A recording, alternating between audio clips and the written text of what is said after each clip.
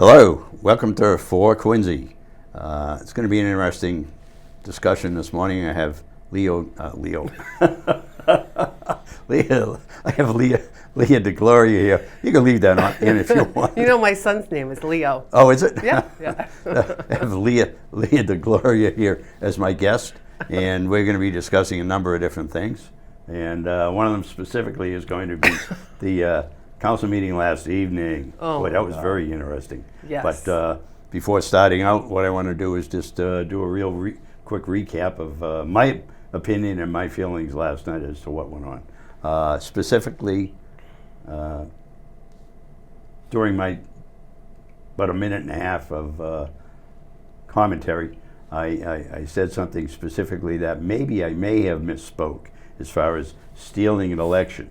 Oh, and Kathy Thrun was very quick to get up. Absolutely. Did you hear her? Oh, did you hear her correct you that the election wasn't stolen? And maybe at the next meeting when I speak, I'll apologize for that. But again, interesting. It is. I should have emphasized that it was an exploitation of the system legally that we should look into. Well, it's well known that smaller elections are particularly susceptible to movements such as this. And 22% turnout was very small, and some of the selected voting and some of the mail-in voting, which I've already looked into, was very interesting too. Where they came from. Is it ballot farming? I don't know. Interesting. But we'll just have to see what happens. I think what's good to think about too is that this is the best that they had at the time. You know, they're taking advantage, not taking advantage, but in some way it is. You know, you have Quincy Votes that has members that are doing a lot of voter turnout investigations, working with data, and so they all knew the candidates in that slate we're talking about with the Just Quincy, those candidates in that slate knew the percentages of the numbers that they needed to get. And they also knew the soft areas. They also knew the soft areas, so there was a lot of research on how to campaign and get the numbers. As an example, Ward 4, Jim Devine was beaten by 45 votes. 45 votes. A lot of voters sat on their hands. And what we have now is a government they didn't vote for. That's right. I agree. Very simple. And so when we hear, or I hear them, and when we say them, we're talking about the five. The Bully Alliance. The Bully Alliance, yes. We talk about the Bully Alliance. Be specific. I know. When we talk about the Bully Alliance, that's who we're speaking of. And they like to say, well, the voters were clear. We are answering to the voters. I don't believe so. Unfortunately, as everybody knows, I live in Weymouth and I don't have a vote, but I am watching. And that's where my group came from, oddly enough, is because Quincy is the next town over. I grew up here for 40 years. I was just going to say that. Right, so this is a great intro to the fact that when I'm talking about voters, that I don't actually have a vote, which is extremely frustrating for me in this city. But so I decided that when the statue situation had come up, that I would start a group solely for support for the statues. Because like I said, I don't live in Quincy. What can I do? Well, I could do a group that just supports the statues. And then it evolved, and there was a community response. There was an election, and so a byproduct of that group is getting voters engaged in Quincy. However, that can expand to now we're seeing the election for Stephen Lynch coming up. And that's the 8th district, and that includes Weymouth. So things can expand larger. Quincy, Weymouth, and the surrounding areas can align to really make a difference in these local elections, because if we don't do it, somebody else is going to do it, as we've seen what has happened in Quincy. And what it actually boils down to in some cases, which it appears to be, is that people are going to be voting a certain way, holding their nose, but voting a certain way because of the alternate candidates that are coming up. So it's going to be very interesting. Same thing with the DA in Norfolk County. It's a very interesting race also. So, what are your thoughts about that? I haven't researched too much. It seems as though there are certain players that are aligning themselves with the candidates. I haven't looked into it too deeply, but specifically one campaign manager for the candidate for district attorney, who was an assistant now under Mike Morrissey. His campaign is being managed by someone in the city school committee. That's right. So consequently, what does that mean? Is it an expansion of, you may say, resources or conditioning to bring more of these alternate views and voices into play? We're just going to have to wait and see. We're going to have to wait and see what happens in 2027. Exactly. As I said last night, one and done. It's going to be an interesting race.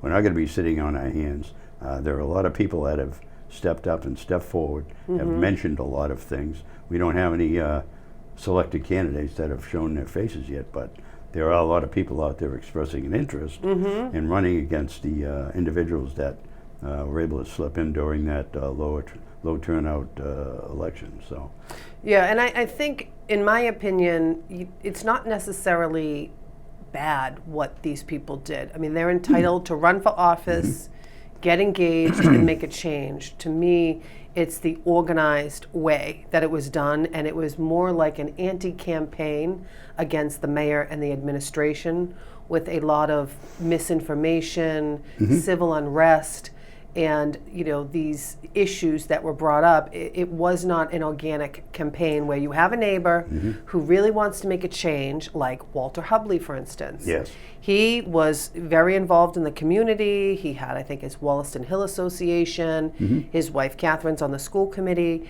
Just a normally engaged civic participant in Quincy everyday life. And Ian Kane stepped down. Perhaps that's what kept him from running in the first place. He stepped up and he ran, and I think that he ran a meaningful campaign, a clean campaign, and I do believe he wants to help the city of Quincy because he was doing it anyway, even outside of office. I think what it boils down to is a lot of people that are in public office, specifically in the city council, if they are in fact doing volunteering, and that's a big if, because I don't know if any of them really do, other than Walter and Noel. Richard Ashe, I don't know if he's actively involved outside with volunteerism. Well, Richard Ashe is a really good candidate, representative of Ward 2. Everybody in his ward has such high things to say about him, and when I see the way he conducts himself in city council meetings, he's extremely professional. He has the legal background. He has the experience. I don't know why he's not council president. In my opinion, he would have been a better council president. That's pretty obvious why. We know why. And that's why a lot of these the items that are being presented are being voted on and passed because they have a majority. There's no getting around it. The majority, the super majority they call themselves. And it's interesting, in last night's meeting, Noel DeBona, Councilor at Large, was talking about the ENC, and he specifically brought up the numbers. He's like, so how many votes do we need for this to go through? Yes. And you look around and you see these council agenda items, you see all the names on it, you know that they have a supermajority. So is it really a democracy or a democratic process anymore anyway? I don't think it is. I feel that Ann Mahoney has been around for a long time, and these are all her supporters, and they're carrying out whatever vision she has for the city of Quincy, and they are not independent thinkers, which is a problem. And I'm glad you brought that up, because being the town administrator in Holbrook, a town that has a population of 11,500 people, and his town hall is only open 4 days a week. That's almost a part-time job. You look at the city of Quincy, Mayor Koch, I won't even get into salaries, but Mayor Koch is there 6-7 days a week. He's out in the neighborhoods. He appears at wakes and funerals. He's a very involved guy. He's a very Christian man, which doesn't have any bearing on politics, as it shouldn't. However, it tends to say a lot about the individual. It seems as though Holbrook is a town that a lot of Quincy politicians go and get involved and get retreaded to come back again. The town administrator typically is voted on and voted in to an election. Ann was not voted in. She kind of made her way up through the whole process, first as a human resource individual, then assistant town manager, and then she slid right into the position. So that's interesting, because I have not looked too deeply into Ann's resume in terms of what's been going on in Holbrook. I do know that there's a very active Facebook group that yes, is there are. very unhappy with Mahoney and the way that she's running Holbrook. And so I did a little bit of a dive into their budget. And what I found out was, very telling, and is not Yes. the vision for Quincy. Yeah. The public schools there are $400,000 underfunded. She has she has a lot of free cash, but there's a sense of overtaxation that the administration is talking about. Overtaxed and underrepresented. Overtaxed and underfunded.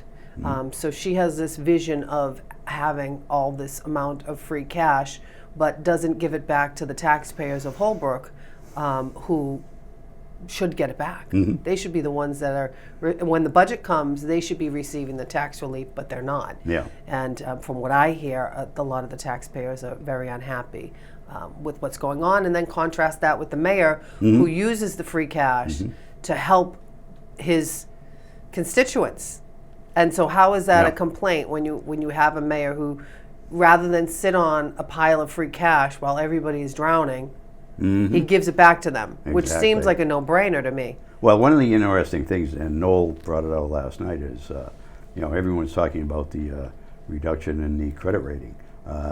Moody, Standard & Poor's has reduced it, but I looked into that a little bit, and since 2015, Standard & Poor's, S&P, has had the city of Quincy at an I think it's A1.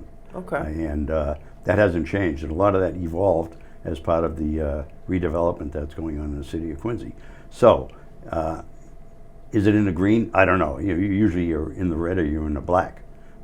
Maybe he meant in the black, but again, the city of Quincy is in a far better situation than a lot of cities and towns in the surrounding areas.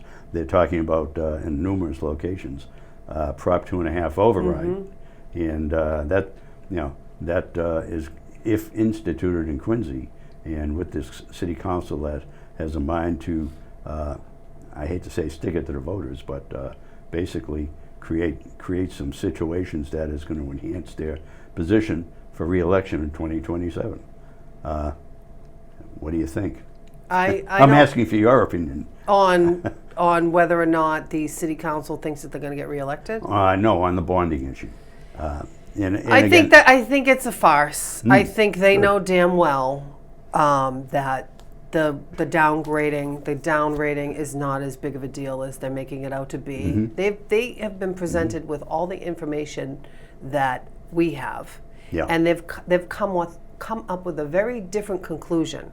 And I feel that the conclusions they're coming up with are just to align themselves with their political agenda, that they want to make the mayor look like an irresponsible person who cannot be trusted with the city's finances.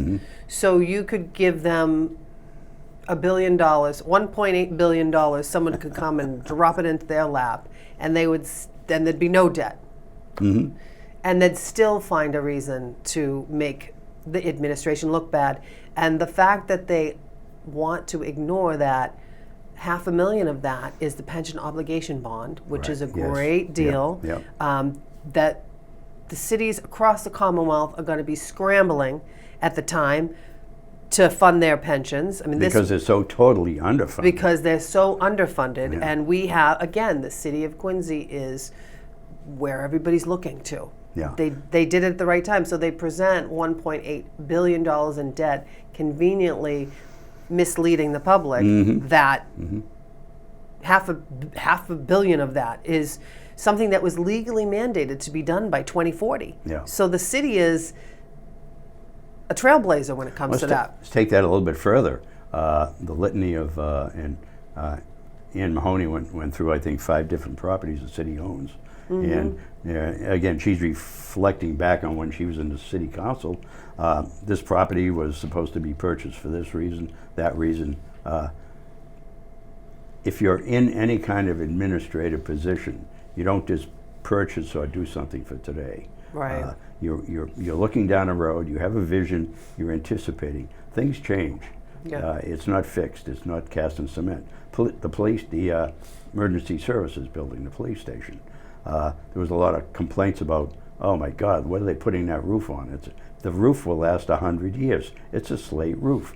The top floor of that building is ready for expansion, which is obviously going to take place eventually in Quincy, just as things, the city grows. So consequently, typical mentality in government is, all right, we're going to design and we're going to build for today, just like roadways. We're going to design and build for today's requirements, not really anticipating what the need and requirements are 5 years down, 10 years down the road. It's unfortunate. Did you hear what Walter Jacobs said during the city council meeting, or were you traveling home? Did you see his spiel about how to Solicitor Timmons, he said, and he does that really dramatic thing with his eyes, like he gets all crazy. And he says, you better come prepared with, I want to see the list and what properties you are going to sell. I saw that because I was watching it at home. For us to get the ENC.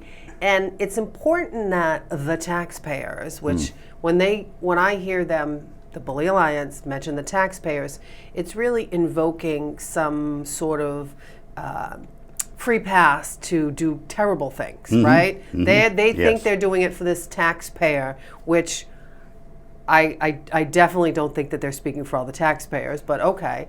But these are the assets of the taxpayer that Walter Jacobs is calling on to be liquidated. Yes. I don't know about you, but I don't want to have to liquidate any of my personal assets unless I absolutely have to. And so these properties that are in the portfolio of the city of Quincy are, in essence, the taxpayer's portfolio. Yes. Right? Yes. So the mayor has a vision. If he acquires a property and at the time he acquires the property and says, I think a good spot for this property would be A, right? Yes. But if 2-3 years go down the line and something else evolves and maybe B is better, I think having the property itself and then the flexibility to do with it what will meet the needs of the city is far more important than say, nope, in 2025 or 2015 you said you were going to do this with the property and you didn't do it. So that means all these, kind of moral things are assigned to it. You're a failure. You bought it and you shouldn't have. And this, like you say, henny penny, the sky is falling. The city, you remember that, of course, henny penny, the sky is falling. If the city has the asset, that's the value there, even if it's just sitting in a portfolio. And I don't know if the city, the city council, especially Deb Riley, she must know this. So as a realtor, she should know the value of the portfolio that the city of Quincy has. And to me, that is the most egregious thing, because she's conveniently ignoring. Maybe she doesn't have expertise. Maybe I'm assigning sort of value and expertise to her that she doesn't have. Because any realtor worth their salt would be salivating at the idea of having the ENC property. Oh, absolutely. And instead, she's sitting there. She was the one who first brought it up. Now, Walter Jacobs may have been the dramatic one with the eyeballs, saying, you better come, like he does, right? Wicked drama queen. But she was the one who, it's true, drama queen. She was the one who said it initially and said, I need to see what we're going to sell for this. So they are all aligned. That idea to sell off property did not come from Walter Jacobs. That has been peppered in months ago. Well, they're all, each one of them is given a role. They are, yeah. And each one is given a portion of what is being presented to speak on. ENC is an interesting situation because of they're calling for requirements about, well, what about this? What about that? What are you going to do? You're saying it may be, selling those buildings, those homes may be worth $9 million or whatever. But what if, if you know anything about real estate, there are a lot of unknowns, intangibles.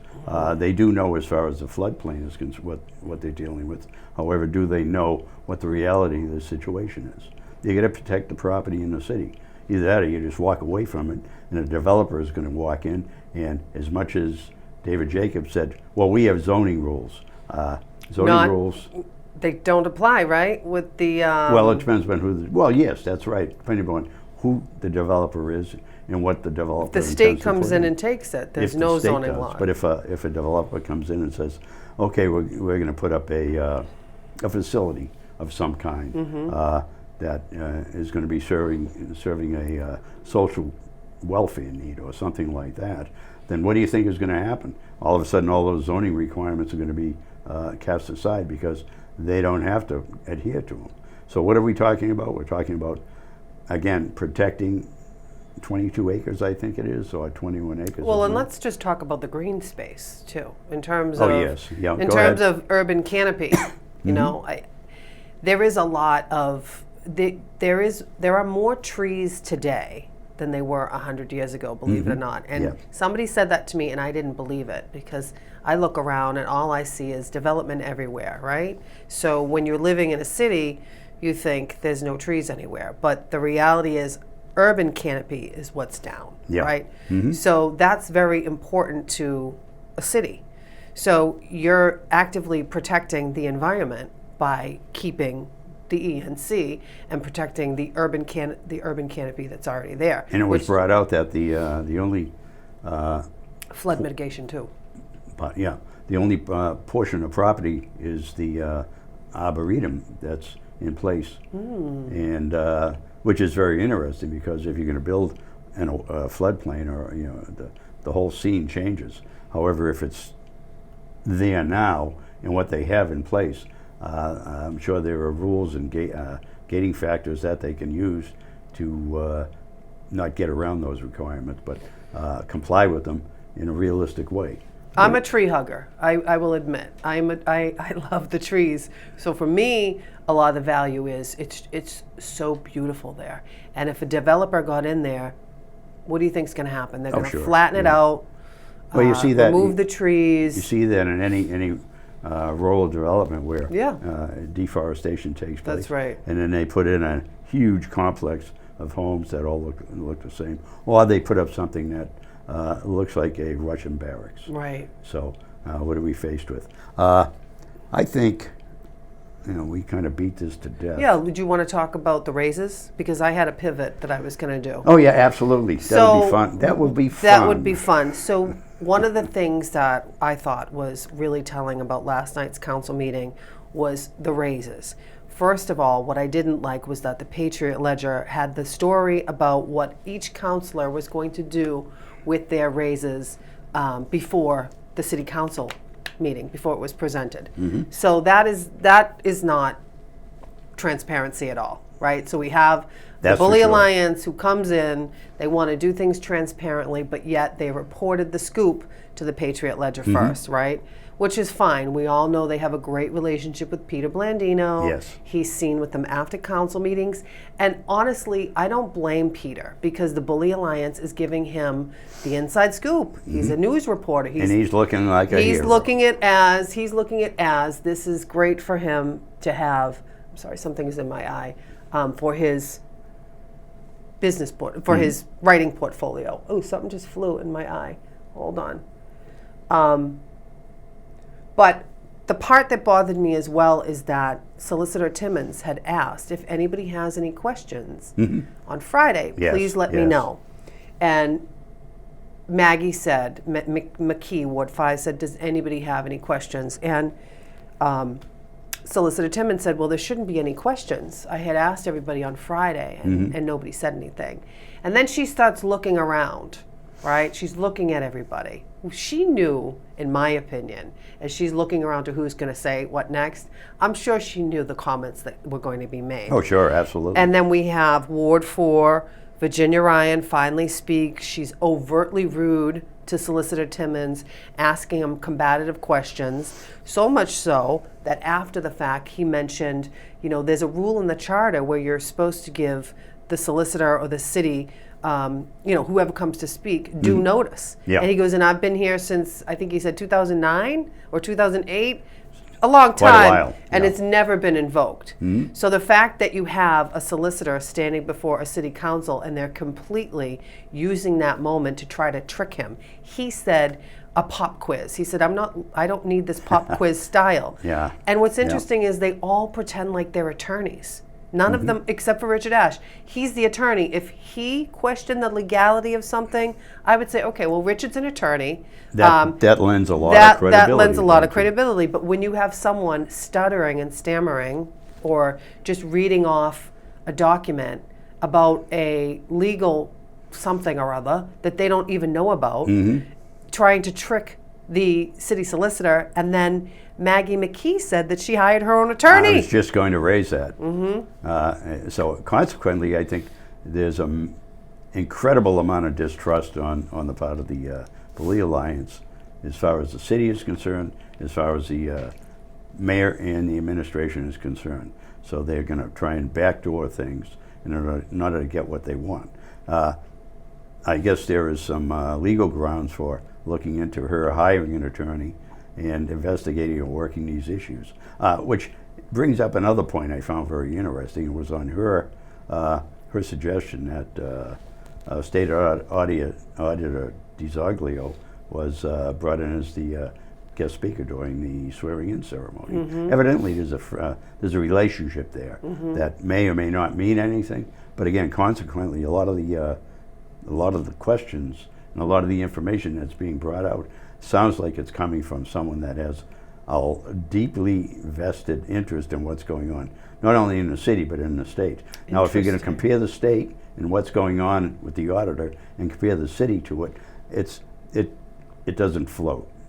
You put it up against a sniff test and it's way out of whack. Well, you know that Solicitor Timmons again said it's an open meeting law violation, that she got her Yes. own attorney Yes. because it's influencing the things that she is saying in the council meetings, and that, again, she didn't say who her attorney was. This is Maggie McKee's MO, is that she says, I talked to this guy or that guy.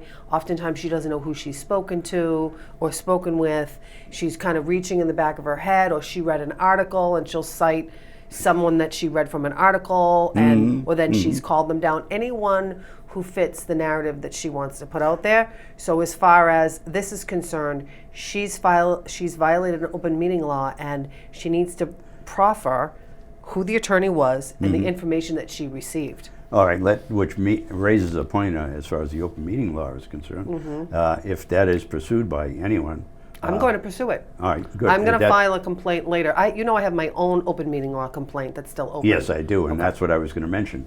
There are 2 open meeting law violations that are currently open, and that would make a third. Has an open meeting law violation in the past with the Quincy City Council ever been brought up? And again, keeping in mind they didn't have an open forum policy the way they do now. However, it's a very dictatorial group of people up there that are just saying what they want, doing what they want at the expense of either the populace or the city employees. Right. It's very interesting that, Ann Mahoney even, so when the open meeting law violation come up, Maggie McKee was up there saying that she felt that the things that Solicitor Timmons, or the answers that she was receiving from the city attorney, were not true or accurate. So she said she spent her own money, part of the raise, half she gave the raise away, part of her salary to get her own attorney. And, these were her findings. And then Solicitor Timmons steps up to talk with her. She said, well, I think that's it for now. And he said, well, I want to respond. Yes. She's like, well, I don't really want to go back and forth, but maybe just for a minute. So if he was not allowed to get up and respond, and she had shut him down, I would have never known that that was an open meeting law violation. Yes. And she wouldn't have known if that was an open meeting law violation. Well, again, so she should be thanking him. It's a situation where it's on the job training. Right. These counselors. Oh, yeah, bad. These counselors are learning as they go along, Not and good. They're stubbing their toe every time you turn around. Offending people, speaking discourteously to city employees, Awful. administrators and managers. I the open forum allows 3 minutes of conversation by the individual. I think they should also limit the counselors to 3 minutes of a preamble before they get to the point and raise a question, because it's sometimes it looks like and sounds like I'm watching a press conference in Washington, D.C., where there's a preamble to every question, where the person asking the question has to make a series of points, and then how do you respond to that? You can't respond to it. I don't think it's. I think Anne Mahoney is notorious for just getting up there, and it's called diarrhea of the mouth. She just keeps spewing and spewing and spewing, and she's not looking for answers because she already knows. It's also a word salad. Word salad, yes. Well, word salad, diarrhea of the mouth, whatever, right? You have to realize she has a decades-old axe to grind. Mm-hmm. So when you see Counselor Susan Nguyen's orders, it's talking about the seawall and the Della Chiesa. Meanwhile, I got to get down to the Della Chiesa. I mean, how the hell is that even pronounced? Della Chiesa. Della Chiesa, right? They talk about the Della Chiesa, the seawall. What was the other thing that needs to get done that they the school maintenance? I don't even know. But Anne Mahoney went on a tirade at Noel DeBona and said, well, we've never seen the Della Chiesa before this body. We've never seen that before this body. So these are Anne Mahoney reaching back to pick up some bones, right, that she feels she hasn't seen, and dragging the dead out in front of the city council for everybody to see. And why? What is the point? We all know what the point is. They have, and it was mentioned that there are spot inspections done by various people within the city administration to address those issues and tend to them if need be. They're going, and Bully Alliance is going to tie up city personnel meeting all the requirements as far as reports and documentation, et cetera, et cetera, et cetera, to the point where it's going to stall any city activity at all. This is the same ploy that she used during the budgeting and funding for the, I'll say it, police station, where she objected to one key point, and that tied up funding. And her objection just continued and continued. And in the meantime, steamrolling, costs escalate, material escalates, and it delayed actual construction, I think, by a year. So what we have is an interesting situation. Nothing is going to get done in the next 2 years. No. I don't believe so. 16 months. 16 months. 16 months. Nothing is going to get done. They don't want to get anything done.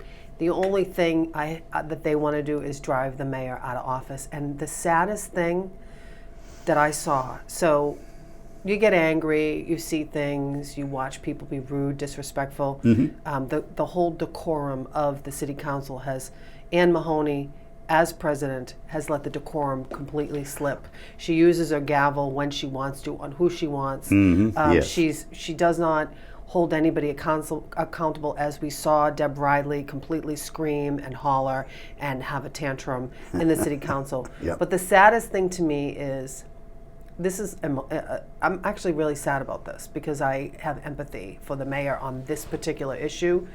So you have a city council that now they think, okay, well, we've given our raises back or decided what we're going to do, on to the next.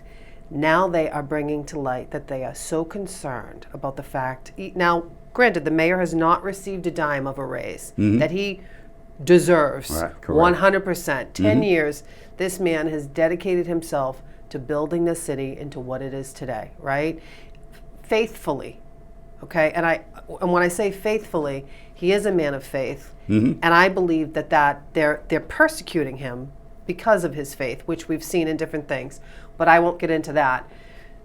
They're talking about the fact that he left the $285,000 as a line item. He left it as a line item, even though he returned it to payroll or never accepted it, or it wasn't supposed to go in until 2028, because he felt that that's what the position deserved, right? Sure. Yep. So now Maggie McKee and the Bully Alliance is so concerned that perhaps he could, if he didn't run for office, or God forbid what happened, that he could potentially benefit from that $285 with a pension. right?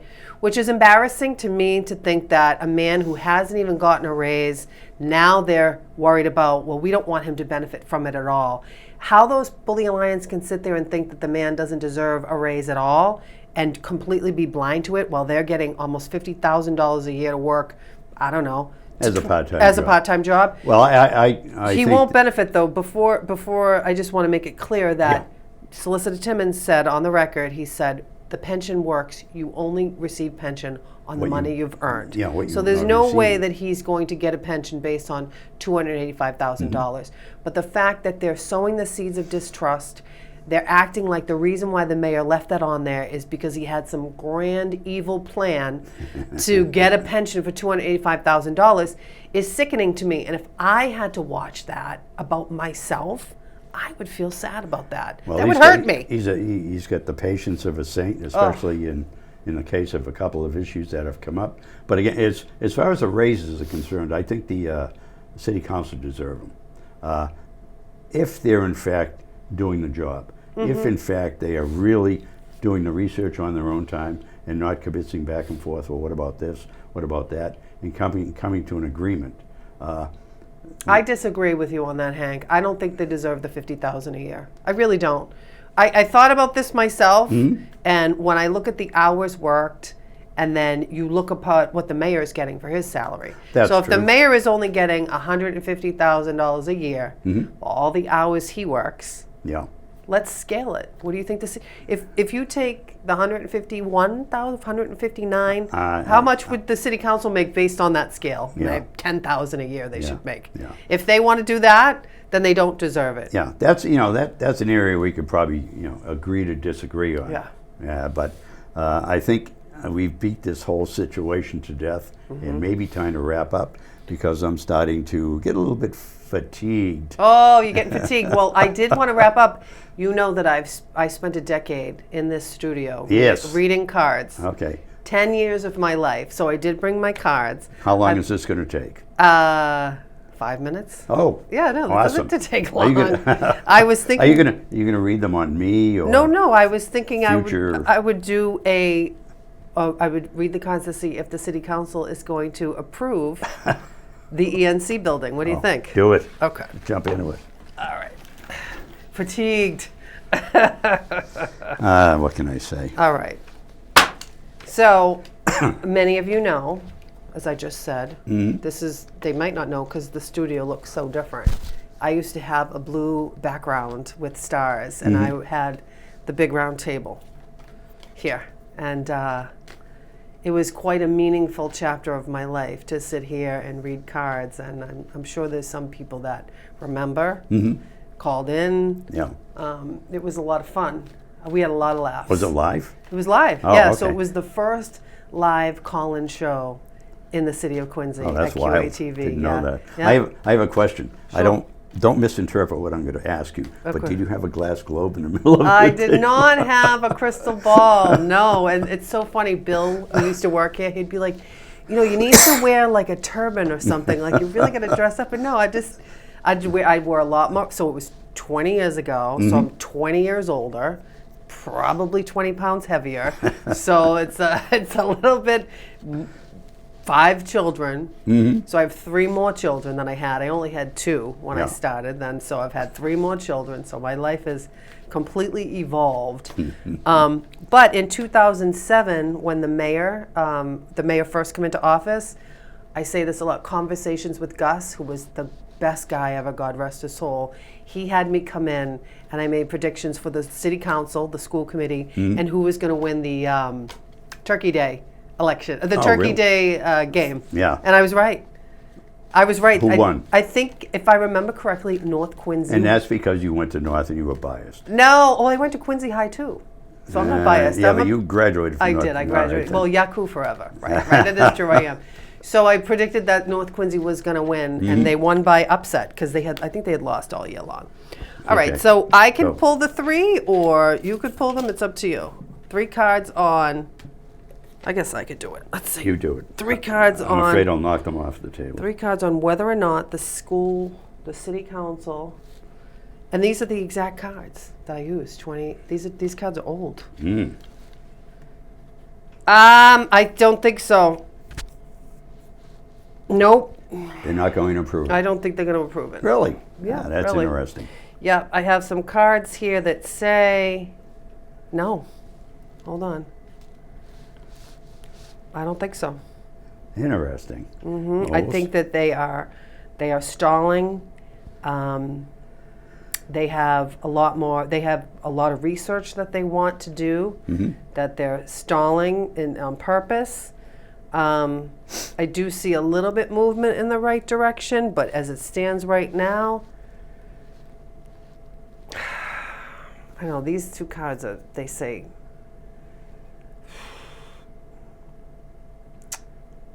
I don't know. I got to think here. Hold on. It's right now it's a no.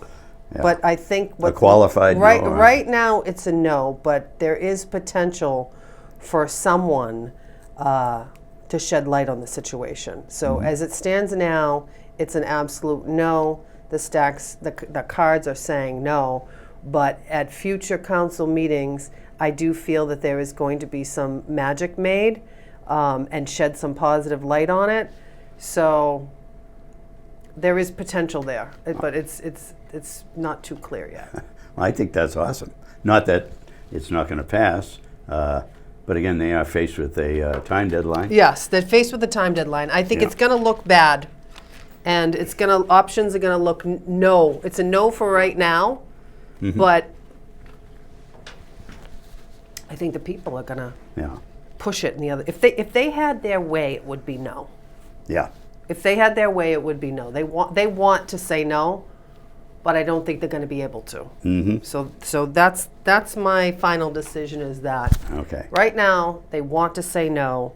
They're actively trying to say no, but they're not going to be able to because somebody's going to bring some magic. Well, time will tell. Okay, Time will tell. In closing, I want to thank Lea. Lea D. Lea D. It's so much easier saying that. Because I'm hiding Lea my real DeGloria. name. DeGloria or DeGlorio? It's DeGloria. DeGloria. Name ends in a vowel. Yes. Okay, I got to remember that. I want to thank Lea for appearing, shedding a lot of light on what's currently going on in the city, and it's been fun. Looking forward to the next show. I think we're going to be doing that in 2 weeks. I think.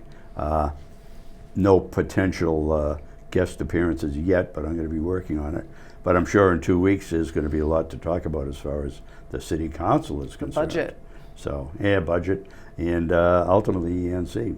So I want to thank Lea. I want to thank everyone for hopefully watching, looking in. Support Quincy Access TV. Ultimately important. You don't have to be a presenter. You don't have to be stupid enough like me to stick myself out there, but support the activity. QATV. What is it? $25 for membership. Yeah, come in and do a donation. show. Yeah, and have fun with it. So thank you very much. Thank you all, and that's it. Right. it's a wrap, baby. Yeah.